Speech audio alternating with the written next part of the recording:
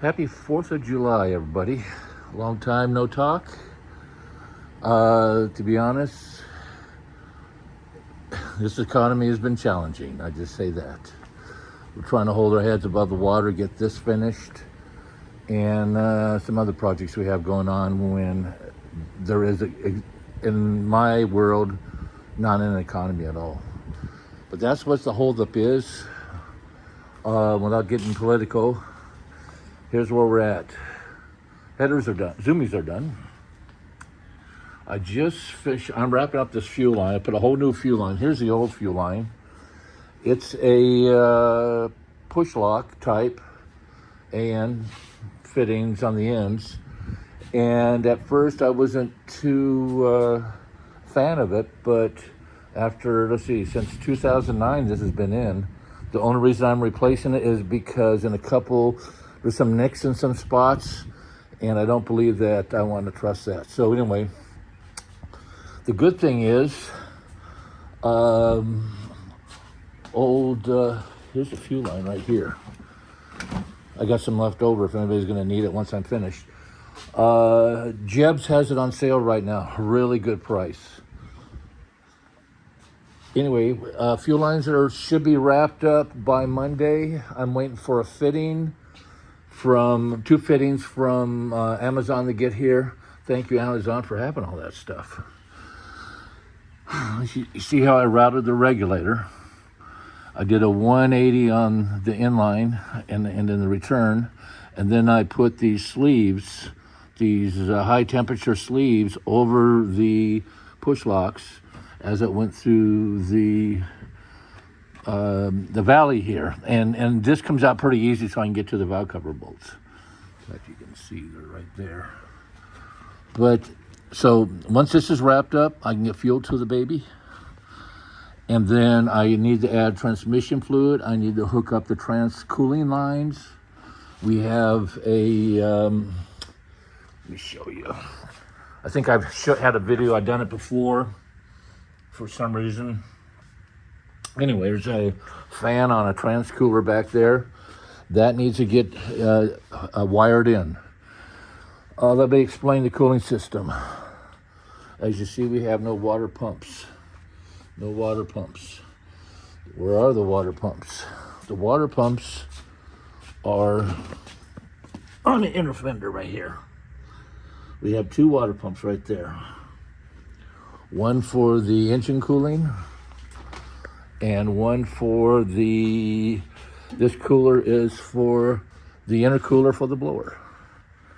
I think that's going to be glycol. I'm not sure yet. This is all designed by Sean at Nitro Cool Ranch. He did a lot on this car. Sean, this is Sean's work. Don't think I did it because it's way above my pay grade. I can do assembly. I'm a good welder on steel, but horrible welder on aluminum. And you can see Sean built every piece here. Every piece he built. Look at those beads. He's a great welder, great fabricator. This needs to be, I'm going to go ahead, and I'm going to just put some water in it.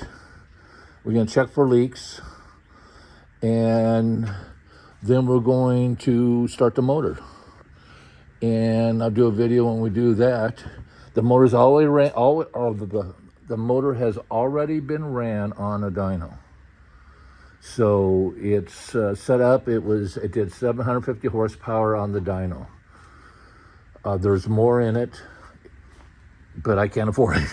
And that is pulley changes and some other stuff. But fans aren't in yet. Fans will be the last thing to go in.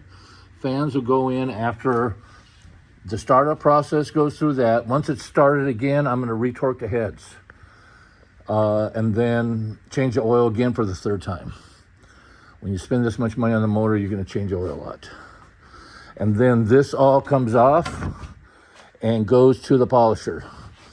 And this will all get polished. This will get polished. And then once it comes back, that gets back on, and that is done. That will be finished. Oh, I take that back. It won't be done. It'll have to have the fans mounted. And I'll have to work with Sean on that because the relays for the fans are already there. He's already wired the water pumps. There's a controller inside. I don't want to play around too much when it's up in the air. It's in. Oh, let me get that out. There's a controller for the water system, the cooling system. Okay.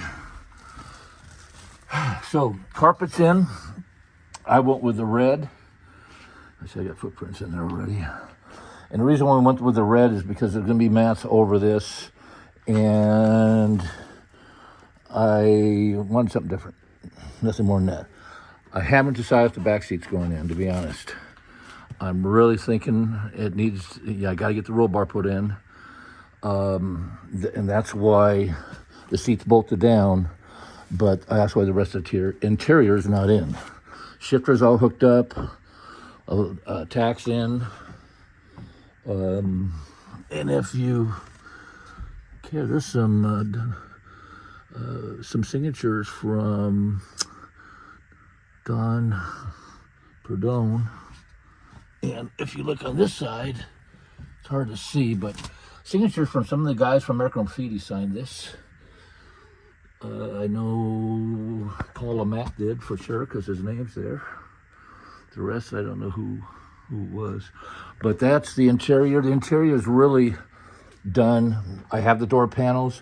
I haven't put them on yet because I'm thinking of this tape. This car was restored in the 80s. And I put this tape over this.